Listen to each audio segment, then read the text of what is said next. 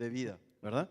Pero el punto es que cuando yo pienso en el ministerio es un compromiso sacrificial porque voy a dar y en realidad recibimos, pero no aparentemente, ¿verdad? O sea, en un proceso inicial te das cuenta que estás yendo a servir a las personas, aunque no vas a recibir nada a cambio de ellas.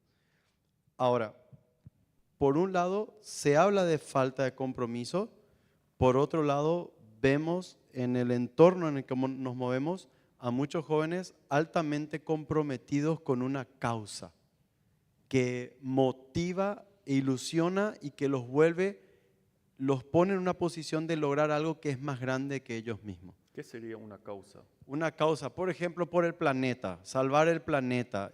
Yo veo algo que me parece muy interesante. Cuando se hacen colectas en Paraguay para ciertas entidades que juntan dinero para apoyar construcciones de cosas y todo eso, la mayoría de las personas que están en los semáforos son jóvenes. El compromiso a largo plazo es el más complejo. Para mi punto de vista, resumiendo la respuesta, es para ayudar a adolescentes o a jóvenes a comprometerse a largo plazo, es bueno trabajar en compromisos a corto plazo iniciales y de esa forma ir entrenándolos a ver lo que es poder servir y el resultado que eso trae en nuestra vida. Hay un resultado, así como está la convicción interna, hay un resultado interno de gozo cuando empezás a servir y ves lo que pasa por tu servicio, ¿sí? Pero yo creo que así como el profe Rogelio dijo, hay una pregunta antes: ¿por qué Dios me llama a mí? Mirando las escrituras con respecto al llamado, con preguntas con respecto al llamado, creo que es muy importante entender una cosa: es que cuando Dios tiene un llamado muy específico, creo que no es tanto que nosotros perseguimos a Dios para que Él nos diga el llamado específico, sino es Dios se hace saber cuál es su llamado. ¿Y cómo sé que escuche su voz y no mi imaginación? Porque yo creo que Isaías no se imaginó a Dios, lo vio y dijo: me muero acá. ¿Cómo se dice? Pablo no se imaginó a Dios, fue una irrupción en su vida indiscutible. A lo que voy es que para entender el principio del llamado hay que entender dos cosas. Todos como hijos de Dios tenemos un llamado ya establecido, claro, en la palabra de Dios. No necesitamos que baje un ángel a darnos ese llamado. De vivir como hijo de Dios, de discipular, es un llamado continuo. Ahora, cuando Dios tiene un llamado muy específico en nuestra vida, algo que Él dice: yo quiero que hagas esto, lo más normal es que Él se hace sentir con demasiada claridad en nuestra vida. Lo que dijo el profe Rogelio, empieza una convicción irresistible, ¿verdad? Fue Jeremías el que dijo: me seduciste.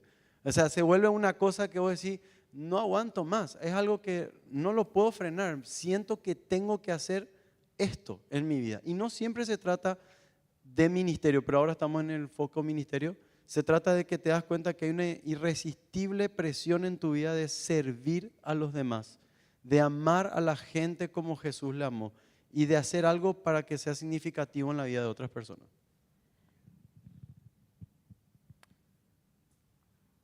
¿Cuál es el papel de la familia en el llamado ministerial?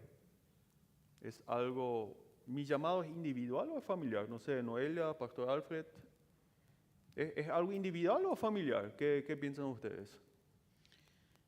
Bueno, yo de mi parte, posiblemente lo que voy a decir está muy relacionado a mi experiencia personal. Sí, sí.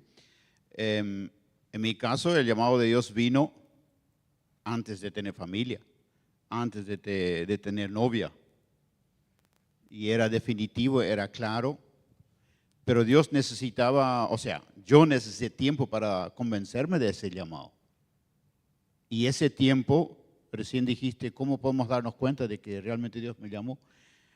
En mi caso, eran por lo menos casi los 4 años de estudio aquí en el SEMTA que Dios necesitó o que yo necesité y que Dios usó para cristalizar el llamado en mi vida.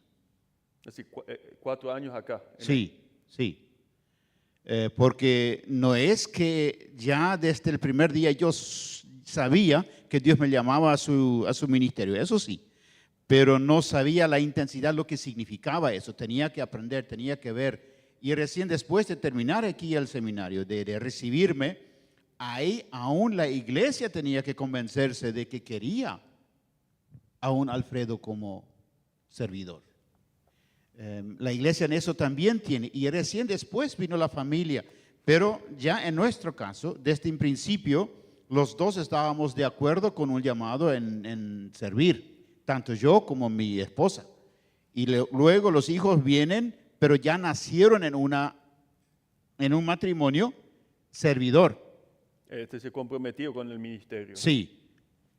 Y no conocieron otra familia, así que No tuvieron opción. no tuvieron opción.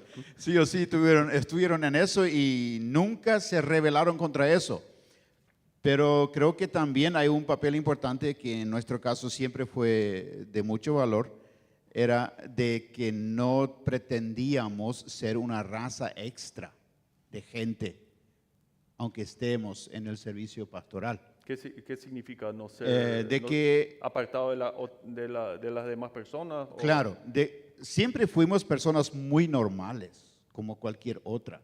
No somos de aquellos santificados 3 veces que no puedan tener una comunicación normal con otra gente. O sea, seguíamos siendo muy normales, muy reales, no esos súper espirituales que no eran tocables por otra gente, sino simplemente estar entre el pueblo y ser como ellos, aunque uno era servidor.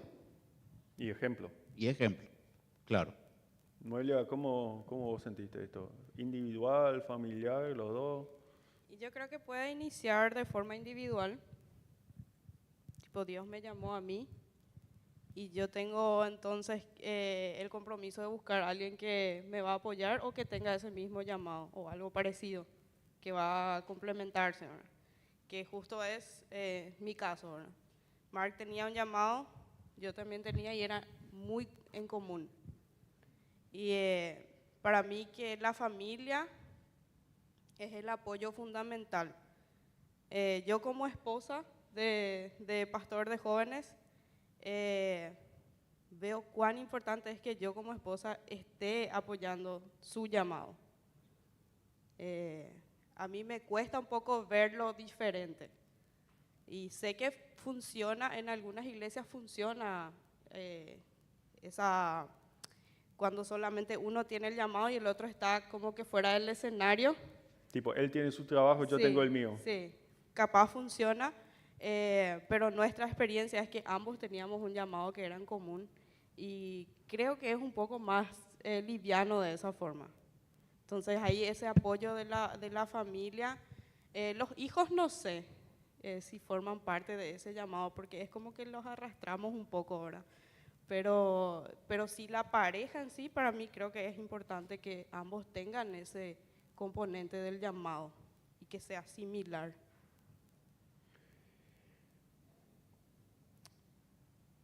Volviendo, o iniciando, mejor dicho, con el seminario, con la institución teológica. Ustedes 4 pasaron por esta institución en diferentes tiempos pasados.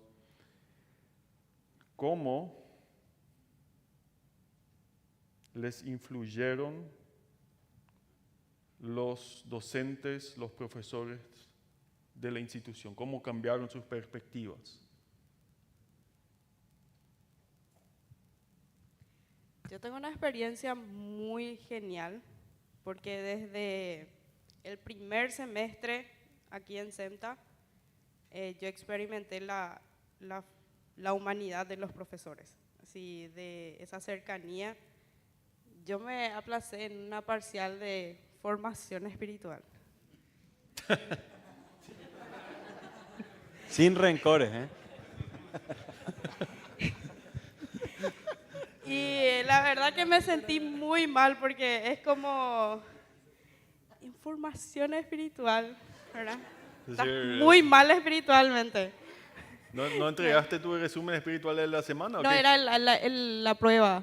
¿El examen fallaste? El examen parcial, el del medio del semestre. Y bueno, Denso, yo denso. no publiqué mucho eso, está ahí guardadito, pero el profe, que era el profe Rogelio en aquel entonces, Me llama a su oficina, yo no le dije nada a nadie, está calladita, yo con mi examen, ¿verdad? Y él me llama y me dice, tranquila, no estás mal espiritualmente. Pero tenés que esforzarte más, porque si no, te vas a aplazar, ¿verdad? Y eso, en primer lugar, esa cercanía de esa preocupación, a mí me impactó eso, en primer lugar. Y lo llevé mucho eso al trabajo también. Y lo experimenté también con el profe Helmut, con el profe Dritger. Y no sé, yo imité eso después, de preocuparme por los demás. ¿Alguien de ustedes? ¿Otra? Yo tengo dos. Para mí fue muy significativo entender que los profes eran más que profes, o sea, que conectaban con nosotros. Y creo que todos tenemos la historia de haber pasado por el seminario y de haber tenido profes que conectaron más. Pero yo tengo dos historias que para mí hasta ahora guardo. Y ya pasé hace algunos años por el seminario, ¿verdad? Y recuerdo una vez, imagínense, cuando nosotros estudiamos en el seminario, cuando me tocó estudiar a mí, éramos creo que solo 5 latinos en clase. El resto toditos menonitas, ¿sí? No quiero ofender a nadie, pero culturalmente hablando había una diferencia. Minoría. No, y el tema era que estudiamos la materia de psicología evolutiva y el tema de todos los temperamentos. Y imagínense, yo, latino y bastante extrovertido, estudiando temperamentos en un ambiente menonita, ¿verdad? Entonces, cuando se habló de ser, ¿cómo se dice? Temperamentalmente hablando, ¿cómo se llama? Colérico, sanguíneo, ¿verdad? Y se hablaban de las virtudes y los defectos del sanguíneo, o sea, las debilidades del sanguíneo. Nunca voy a olvidar la cara de todos mis compañeros, como, ¿verdad? Como si fuese que no había sanguíneo entre los menonitas, porque en la cancha eran sanguíneos, pero en clase no, y yo seguía siendo sanguíneo en la cancha y en la clase. Y entré, pero casi llorando, o sea, frustrado conmigo mismo a la oficina del profe, cuando eso era el profe Bernard Fran. Le digo, no quiero más mi temperamento, le dije, te renuncio a mi temperamento, ¿verdad? Y ustedes recuerdan a Bernard Fran, ¿no? Marcos, ahora sí, con su mano acá, que él va moldeando los astros acá, ¿verdad? Y así está. No, para la gente que no sabe, él es mi suegro. Tiene es de altura bastante considerable, tiene una mano enorme y siempre Y cuando la mueve, ¿no? habla así. Y me dice, vos podés trabajar tu temperamento y no necesitas, y podés equilibrar tu temperamento. Y eso me voló la cabeza. Para que den una idea, en mi primer test de temperamento, sanguíneo salió como valor 17 y el resto valor 9. Para que se den una idea. En mi último test hace unos años atrás casi equilibré los 4. Y una pregunta, ¿y tu esposa? ¿Qué tal está? Mi esposa está muy bien, gracias a Dios. Era una locura, pero marcó mi vida de verdad. Y lo segundo que recuerdo, muy chistoso también, era, y para mí fue una marca muy profunda de lo que es cuando uno ama a la gente. Era un día haber estado muy, muy triste en el seminario viviendo acá. Ya eran las 11 de la noche, ustedes saben que los portones se cierran. Así que salté la muralla, vi la luz del profe Helmut prendida en su casa allá. Le toqué la puerta a las 11 de la noche porque yo sabía que él estudiaba hasta tarde su maestría en ese tiempo. Me abre la puerta y yo tengo esta imagen guardada. El profe Helmut sentado en su pequeño escritorio, algunos de ustedes habrán conocido, mirándome acá, su computadora prendida con su trabajo práctico de maestría y escuchándome por más de 1 hora y pico con mi frustración, y nunca ni miró su reloj ni miró su pantalla. Se pasaron las 12 de la noche. Se pasaron las 12, probablemente tuvo menos nota ese día con su tarea de maestría, pero él nunca miró su reloj, nunca miró su pantalla, y eso me hizo, yo no me di cuenta en ese momento, pero años después yo me dije, eso es amar a las personas. O sea, eso hizo que yo tenga un ministerio diferente, porque me impactó profundamente. Creo que eso tiene un valor muy grande. Cuando hablamos de profesores, también hablamos de, no sé, contenidos. ¿En qué les marcó eso? Sí, volviendo al llamado, así no le comprometo mucho a los profesores.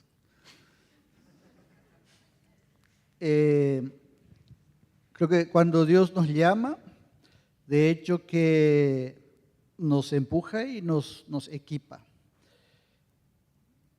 Para mí el equipamiento del llamado son los dones espirituales.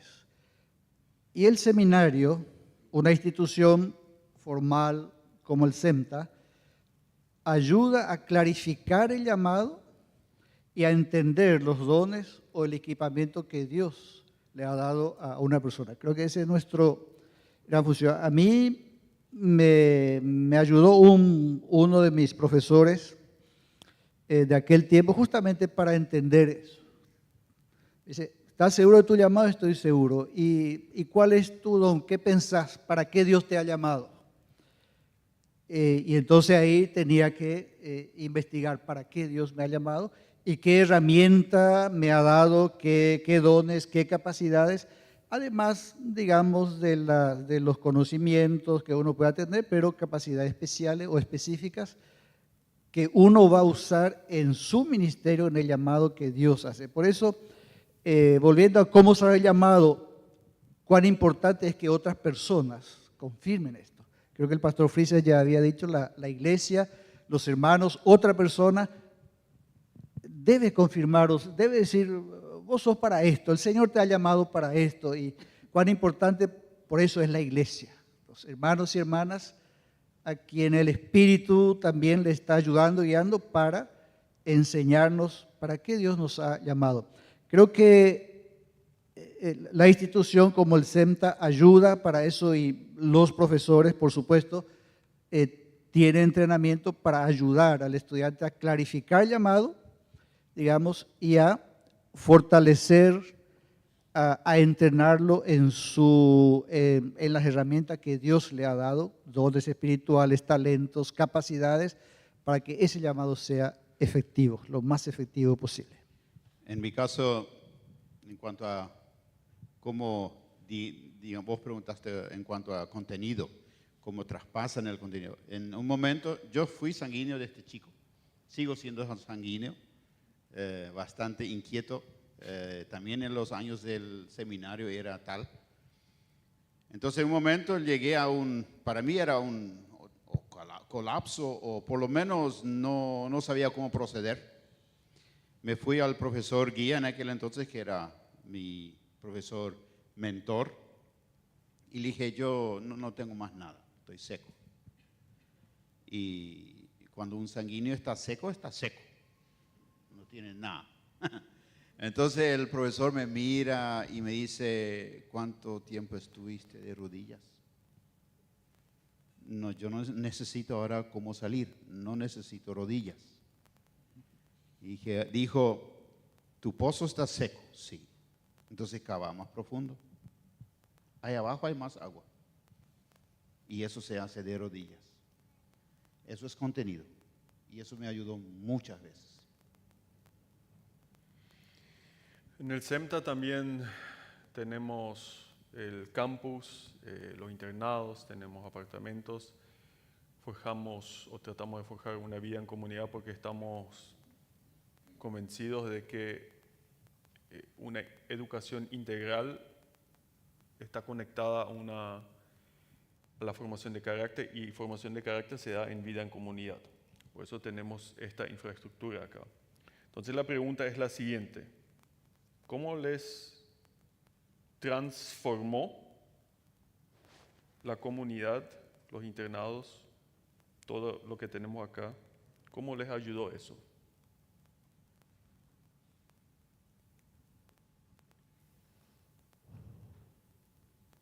Yo creo que la convivencia es una de las cosas que más te forma.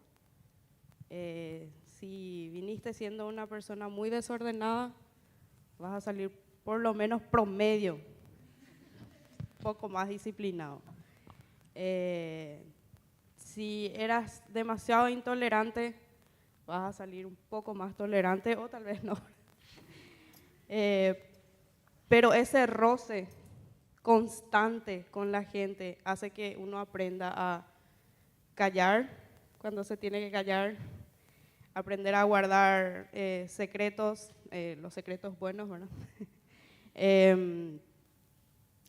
Aprender a ser una persona confiable, ¿sí? Porque tenés una persona que vive en tu pieza y que comparte su privacidad contigo. Entonces uno tiene que aprender eso también, ¿verdad? De cuidar al otro y forma muchísimo y creo que eso sirve muchísimo después en el ministerio. Tolerancia mutua es otra cosa que aprendí mucho aquí en el seminario. Como hay diferentes culturas y hay diferentes temperamentos, hay diferentes personas, y uno fácilmente o pronto se da cuenta que uno ya no es más el ejemplo a seguir para todos. Eso significa que uno aprende a ser humilde, aprende a ver a la otra persona no como una persona inferior, sino simplemente como diferente o quizás con una mucho mayor cantidad de dones y de habilidades que uno mismo. Y eso aprendí mucho, forjó mucho mi carácter, la convivencia aquí en el SEMTA, juntos, y demuestra que uno no está solo en la lucha, sea ahora latino, sea ahora germano, sea ahora lo que sea, no importa, todos están en la misma lucha, teniendo diferentes historias que le respalden, diferentes situaciones de familia, diferentes educaciones, culturas, pero todos tienen la mismísima lucha, y eso es contra su propio ego. Y eso ayuda mucho, un seminario donde hay convivencia en el internado, de que uno se ve a sí mismo, y cuanto más uno se conozca, mejor uno pueda tratar a la otra persona. ¿Un aporte más? Genera amistades, amistades que duran toda la vida. O sea, yo hasta ahora me emociono cuando me encuentro con mis ex compañeros y los veo sirviendo al Señor en diferentes formas, en diferentes áreas. Te pones triste cuando te enteras de uno, buscas cómo apoyar, y son amistades muy valiosas. Para mí son muy valiosas. Uno puede sentarse a hablar con un ex compañero de cuarto y te emocionas todo. A veces me voy al Chaco y le digo a mi hijo, mira, él vivía conmigo en el cuarto. Sí, nos abrazamos. Hoy ellos son pastores en una iglesia y me dicen, Marco, vos estás trabajando con jóvenes, vení a ayudarnos. O sea, genera conexiones también, que a largo plazo bendicen el reino de Dios de una forma significativa. ¿Cuáles son los desafíos en el ministerio? Es decir, si estás en el ministerio a tiempo completo, ¿cuáles son los desafíos y qué les ayudó en la persistencia? Comenzamos quizás con el más veterano. Decirme el más viejo.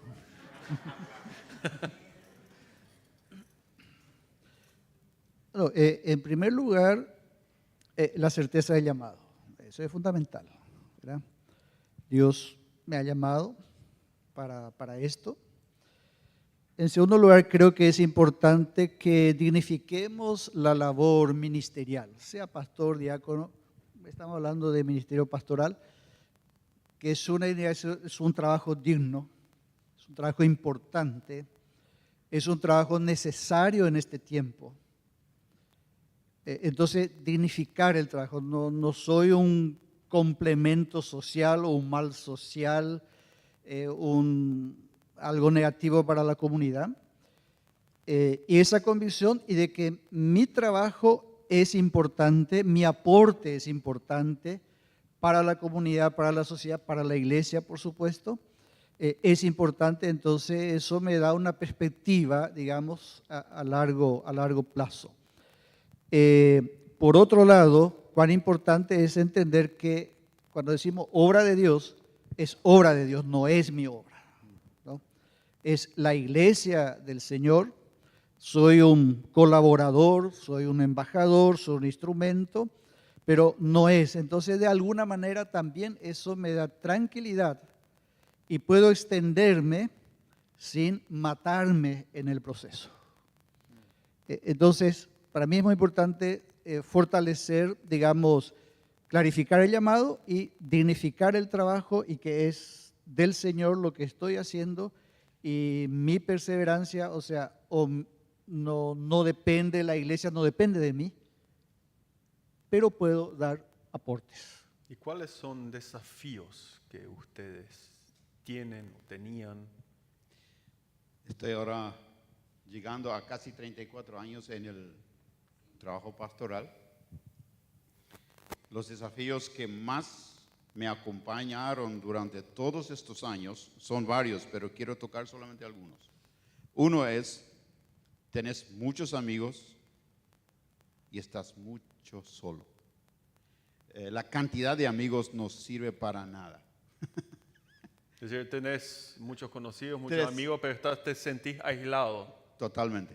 O sea, tenés muchos allegados, muchos amigos. Toda la iglesia te quiere, de palabras. ¿Toda la iglesia?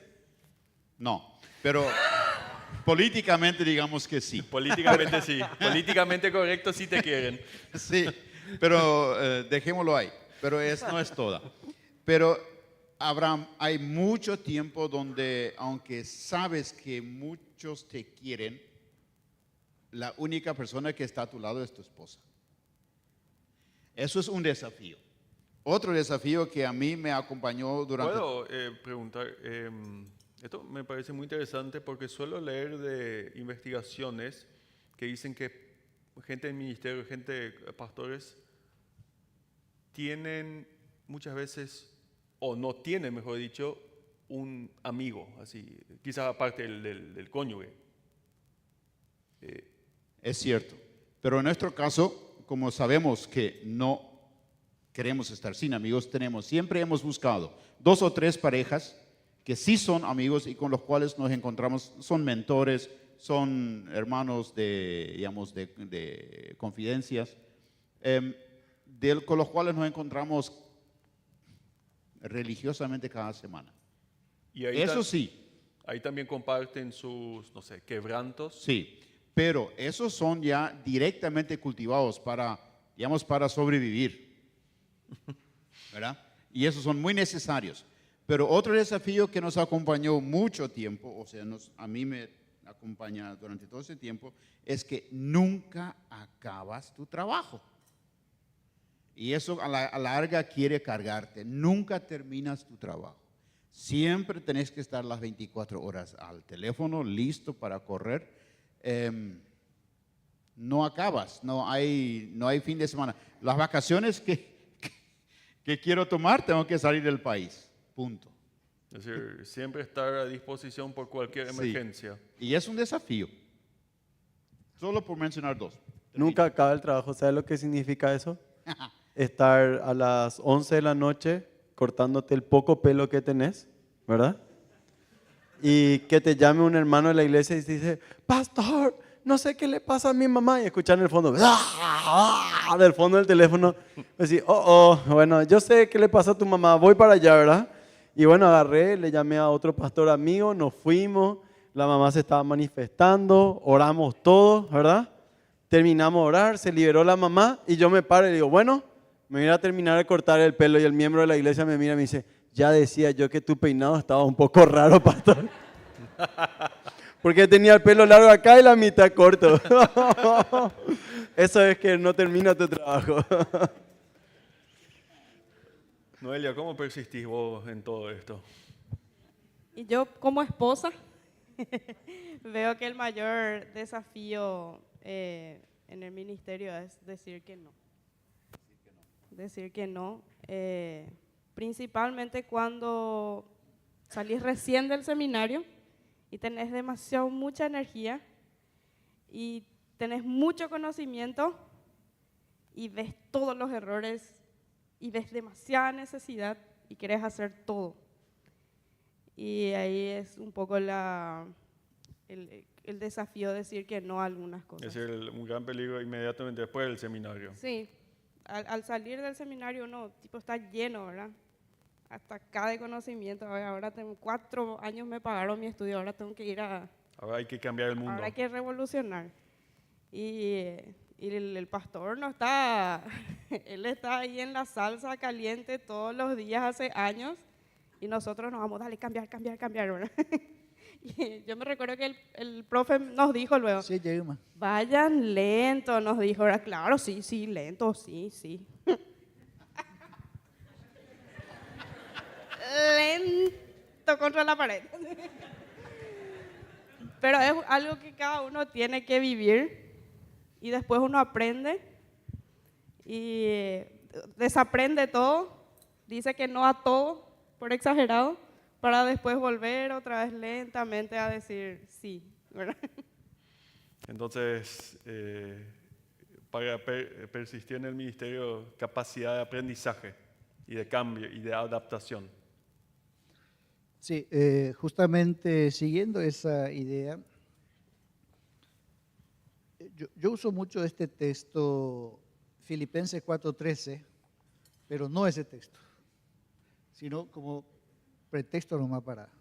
Para lo que quieres decir, no. Exactamente. Claro, buena exégesis. Porque en los versículos anteriores, Pablo habla de su aprendizaje para vivir. Y muchas veces los pastores no hemos aprendido a vivir, ¿sí? Y a veces nos preparamos prácticamente para sufrir, ¿no? Y más o menos nos mantenemos. Y Pablo dice ahí, sé vivir humildemente, de tener abundancia y de tener abundancia, dice.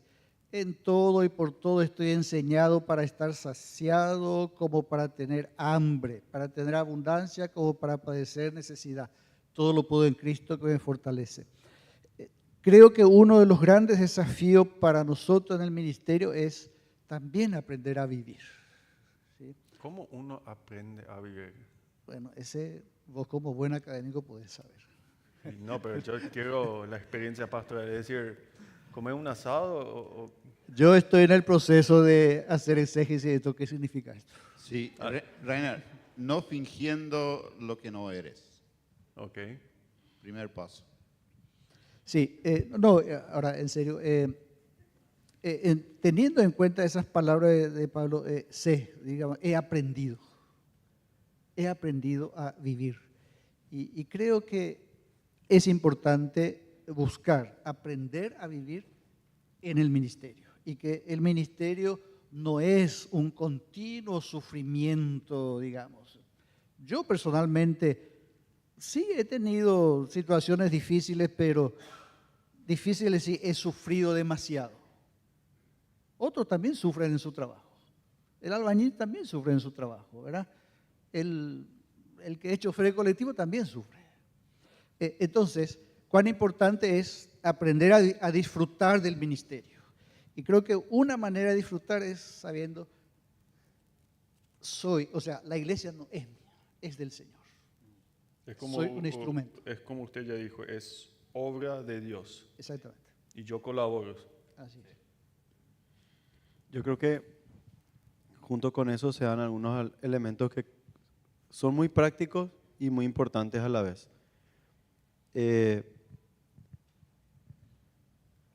Por el contexto de mi trabajo y el poder recorrer muchos lugares, yo veo que algunos desafíos para muchas personas en el ministerio, primero entender lo que el profe dijo es súper clave. No es que en el ministerio nomás se sufre, en todos los trabajos hay pros y contras, en todos los trabajos hay dificultades, en todos los trabajos se presentan desafíos familiares. Si soy hijo de doctor tampoco es tan fácil.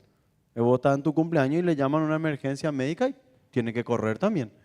Pero yo lo que desafíos ministeriales que he visto, uno es mucho desafío administrativo. Yo veo que muchas iglesias fracasan por errores administrativos más que espirituales.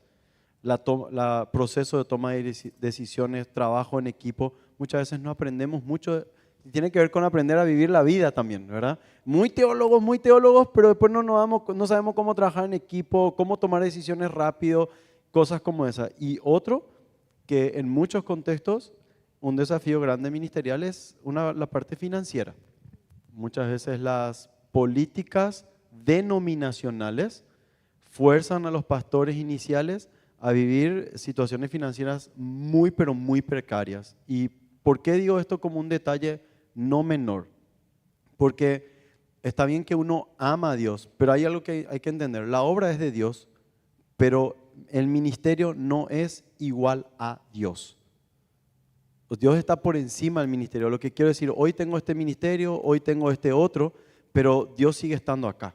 Y a veces nosotros inconscientemente ponemos Dios igual a ministerio. Entonces toda la demanda ministerial la tomamos como demanda de Dios y no es lo mismo.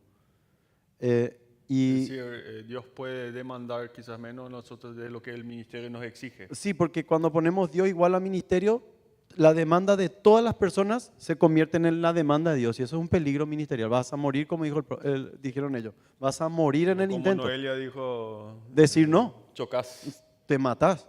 Pero ¿qué pasa? Si vos amás a Dios con todo tu corazón, te vas a servirle en el ministerio, lo querés hacer, tu esposa lo quiere hacer, tu esposa lo acompaña, pero y todos creo que acá pasamos mejores y peores etapas financieras, pero si la necesidad financiera se vuelve continua y crónica, llega un momento en donde se vuelve agotador a nivel matrimonial. Y esta es una puerta abierta a que Satanás ataque el matrimonio y que tengamos después historias muy tristes a nivel de pastorales, donde vemos a pastores cayendo en cosas tristes. Pues imagínate un pastor que vive continua necesidad económica, en donde la esposa le apoya, pero llega por momentos de frustración. ¿Cómo vive su relación matrimonial en casa cuando hay este nivel de frustración? Entonces se vuelve un caldo de cultivo donde Satanás fácilmente puede atacar al hombre por lo que a veces es más fácil atacar al hombre, por deseo de poder desmedido, por deseos sexuales desmedidos, por cuestiones a veces de políticas, políticas de gobierno que a veces tenemos como iglesia, en donde no cuidamos como podríamos cuidar a pastores iniciantes. Es profundo quizás, pero es un desafío que encontramos. Ya que hablamos de desafíos en el ministerio, ¿cuáles son los problemas con los cuales la gente más acude a sus oficinas?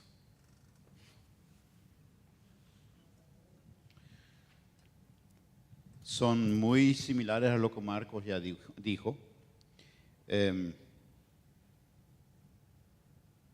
Hay mucha gente que viene por problemas financieros, y si en el matrimonio el problema financiero ya es... Es decir, gente de la iglesia acude a usted Sí. por problemas económicos. Sí, y si ese problema económico ya es de tiempo, de larga data, entonces eso afecta su relación entre ellos.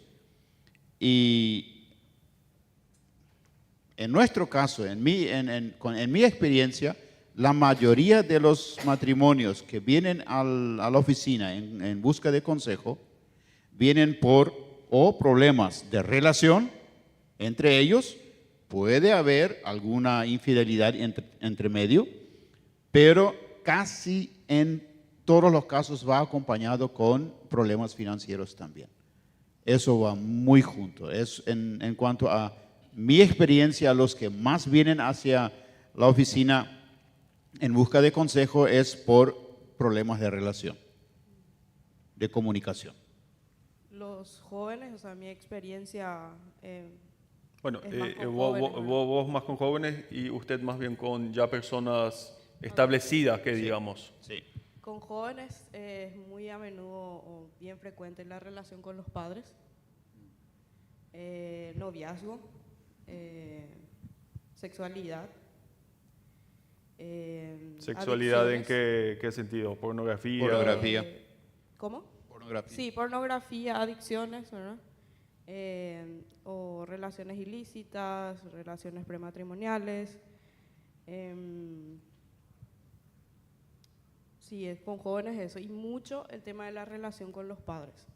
Y identidad y autoestima, y eso también hay mucho, ¿verdad? Entre mujeres especialmente. Pero es casi como una ventana nomás de la relación con los padres. O sea, vos abrís esa parte, hablas con los jóvenes sobre relación con los padres y ahí se abre un abanico, ¿verdad? Entonces, relación con los padres es lo que... En mi caso con adolescentes, mucho es mentiras instaladas. ¿Qué son mentiras instaladas? Preconceptos conceptos que ellos tienen de sí mismos que no son bíblicos, instalados o por problemas con relación con los padres o problemas con relación con personas. Entonces, creerse inútil, creerse el que siempre se equivoca, creer que no van a poder lograr nada, creer que son feos y que nadie se va a fijar en ellos. Son un montón de mentiras que activan en la toma de decisiones que ellos hacen después, como cortarse o bullying o hacer bullying o, ¿cómo se dice?, problemas de alimentación, problemas de adicciones, basados en mentiras, ¿verdad?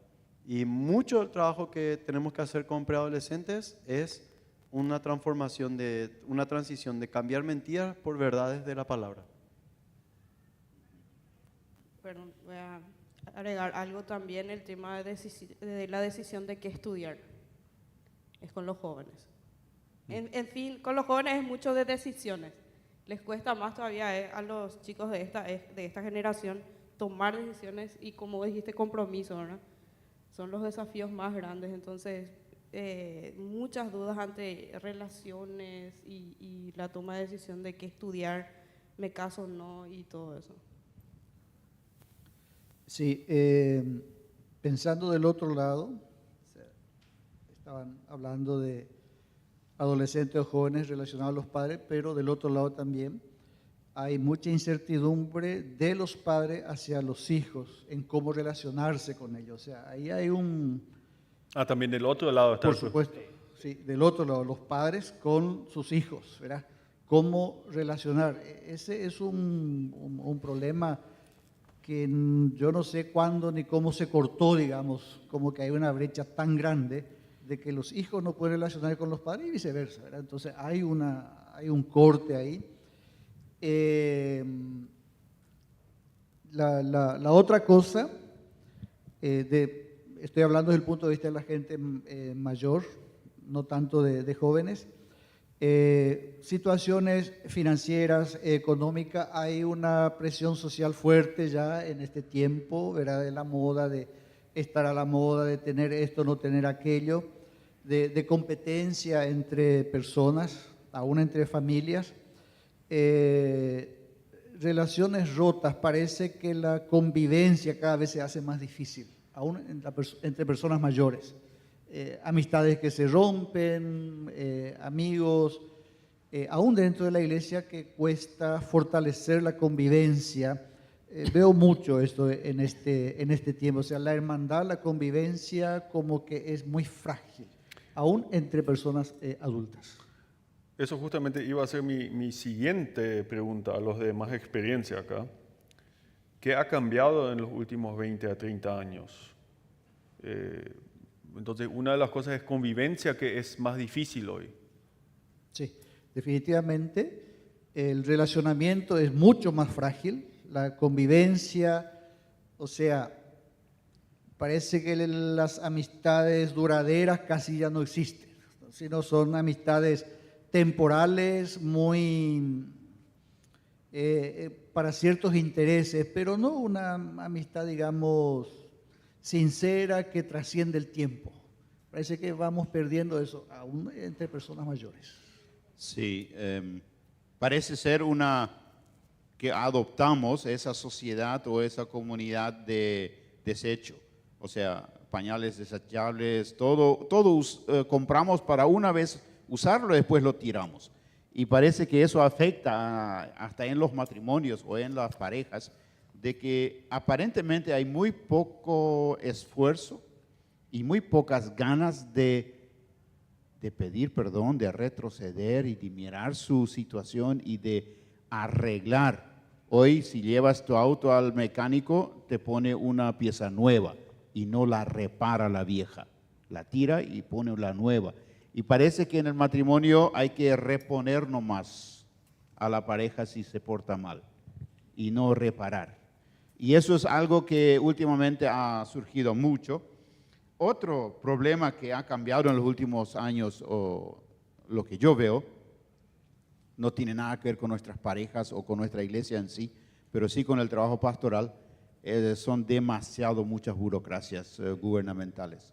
Papeleos aquí, papeleos para allá y mucho tiempo y esfuerzo y muchas ganas de pastorear se quedan en el camino porque tenés que cumplir con eso. No es que estoy en contra, pero toma mucho tiempo y afecta a muchos trabajos pastorales. Escuchamos de varias dificultades. Vamos a darle un aspecto positivo. En una sentencia, ¿qué es lo que más les gusta a cada uno de sus trabajos, de sus ministerios? Yo puedo decir dos y los demás siguen. o sea, no tiene precio en el ministerio cuando vos ves a una persona restaurada. Una persona que se convierte, una familia restaurada, una persona que deja una adicción, una persona, como decimos, que se convierte, cambia de vida. Eso no tiene precio. Nadie puede hacer eso, más que Dios. Otra cosa que a mí me trae bendición y casi como misión de mi vida hace muchos años ya es enseñar a otros, preparar a otros para el ministerio, acompañar, preparar, dar lugar, animar a otros para el ministerio. Noelia, una sentencia. ¿Qué es lo que más te gusta de tu ministerio? O otra persona después. Sí. Ella está pensando. Predicar la palabra de Dios. Predicar la palabra de Dios. Preparar a jóvenes o personas interesadas, no importa si son jóvenes o viejos, que están dispuestas a empezar un desafío nuevo. Dígase curso de bautismo, curso de discipulado, eso. Y como ya dijo el hermano, ver cuando una persona reconoce y se acerca a Dios y arregla su vida y empieza de nuevo. Marcos. No sé si decir que es lo que más, pero una cosa que personalmente disfruto demasiado es cuando un joven, un adolescente, a quien tuve el privilegio de acompañar, me invita para que lo case. Siento un momento así como, wow, como que de cierta forma cumplí una etapa de mi vida en su vida, ¿verdad? Y personalmente disfruto. Y más cuando después vienen con hijos y todo, y uno dice, amén. Nietos, tengo muchos nietos así, por ahora, de esa clase. Ahora, hay una cosa que es lindo en el ministerio también, creo que todos lo experimentamos, el aprecio de la gente. ¿Sí? La gente ama a sus pastores, Sí. la gente ama a sus líderes. Siempre hay gente que nos ayuda a orar un poco más, ¿sí? Que no le gustan ciertas cosas, critican, bueno, son personas que nos ayudan. Pero la gente en general ama, aprecia el trabajo espiritual y eso es lindo y es bueno apreciar. Así que, y las personas también que están aquí o que nos escuchan, aprecien a sus pastores, reconozcan y exprésenlo, ¿verdad? Es lindo eso porque también necesitamos y anima eso, anima y ayuda y motiva todas esas cosas y es lindo tener ese reconocimiento, ese aprecio al ministro de Dios. Para ir concluyendo este conversatorio, ¿qué recomendaciones ustedes darían a jóvenes que están analizando si irse a un seminario como el CEMTA? ¿Qué recomendaciones le darían? No sé, Noelia. Que no vayan, no digan nada. Me dejas sin trabajo. No. Él me golpea, no, me dice, decía eso que iba a decir. No. Entonces yo voy a estar en problemas económicos y mi matrimonio. Ya sabemos cómo va a ir, no. Yo digo que sí, que vayan, 100%. Es como, yo tengo la imagen de un taller mecánico. Tenés una computadora que hace el diagnóstico del auto. Sin ese diagnóstico correcto no hay mucho que puedas hacer acertado. El diagnóstico lo hace Dios. Necesitamos de Dios. Ir a un seminario no te da las herramientas para no depender de Dios. Pero si sos mecánico y tenés el diagnóstico correcto, pero no tenés las herramientas adecuadas, muy lento va a ser tu trabajo. Y el seminario te da herramientas para activar más rápido una respuesta a ese diagnóstico. Pero sí les animaría a que vivan calle también. Porque teología... La calle. Sí, teología sin vivir calle, o sea, trabajos que no sean de iglesia o vivir con la gente, haría que tu teología sea muy desconectada de la realidad del día a día. Okay. Yo estoy 100% de acuerdo y apoyando a que vengan al seminario, porque Ya pasaron 35 años cuando terminamos aquí el seminario y lo recuerdo bien, como hace poco atrás, y lo recuerdo positivamente y fueron lindos años. A veces los estudiantes creen que es muy difícil. Es mucho más fácil que después el servicio en la iglesia. Así que no, que se vayan con el dicho de que es difícil. Escuchen bien los estudiantes, mis estudiantes, escuchen bien las palabras sabias de este hombre de Dios. No, pero es un trabajo loable y es un trabajo que Dios aprueba y que Dios realmente alaba y apoya. Y eso hay que valorarlo muy, muy altamente. Noelia, ¿qué le dirías a un joven, a una joven? Que vengan a estudiar. Son 4 años de mucho aprendizaje, pero no piensen que 4 años es suficiente. Mi sugerencia siempre es búsquense un mentor, tengan un pastor, no se desconecten de su iglesia, porque después sucede muchas veces que uno se va, inicia el ministerio solo, se siente solo porque hubo esa desconexión durante el tiempo de estudio. Entonces vengan, es muy valioso, pero tengan a alguien cerca con quien contar ya desde el primer año de estudio. Esa es mi sugerencia. Muy bien. Específicamente en cuanto al CEMTA, yo voy a decir que todos los profesores que estamos aquí no solamente queremos transmitir información, sino nos preocupamos, por supuesto, por la formación integral.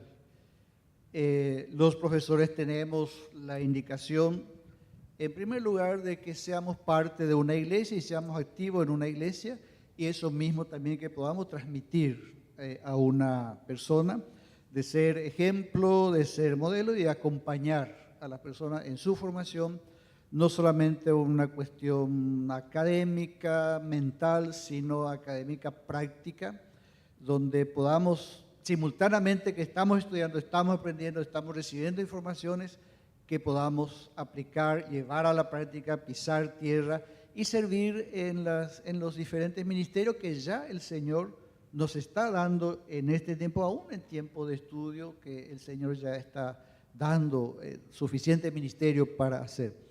Así que, de hecho, la invitación para todos, y estamos en una institución, sí, donde queremos esa formación integral y que el ministerio de servir al Señor sea algo valioso, sea algo, digamos, querido, y que todos podamos obedecer el llamado de Dios para nuestras vidas. Muchísimas gracias por su participación, por su disponibilidad.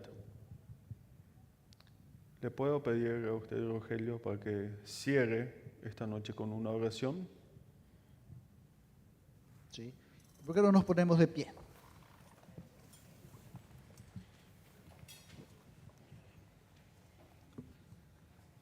Agradecido, Padre, porque podemos compartir estas bendiciones tuyas. Gracias por cada hermano, cada hermana. Y Señor, cada vez queremos entender, comprender tu llamado para cada uno de nosotros. Porque eso es parte de tu gracia que compartes con nosotros. Estamos agradecidos, Señor, por una institución como CEMTA. Gracias, Padre, por las iglesias que apoyan, que oran por nosotros. Gracias por los profesores, por los estudiantes, futuros estudiantes, y juntos, Señor, que aprendamos a entender, a comprender tu voluntad y a ser obediente a tu palabra y lo que tú quieres para cada uno de nosotros. Gracias por compartir este momento, Señor. Y te pido, Padre, que tú nos sigas acompañando en este tiempo. Amén. Muchas gracias. Me despido de todos ustedes aquí. Muchas gracias por su asistencia. Nuevamente les hago recordar, está a la venta las entradas para nuestro musical, también abajo más está un refrigerio esperándoles. Y para la gente que todavía después sigue con nosotros, seguimos con los deportes en las canchas respectivas. Que tengan una buena noche.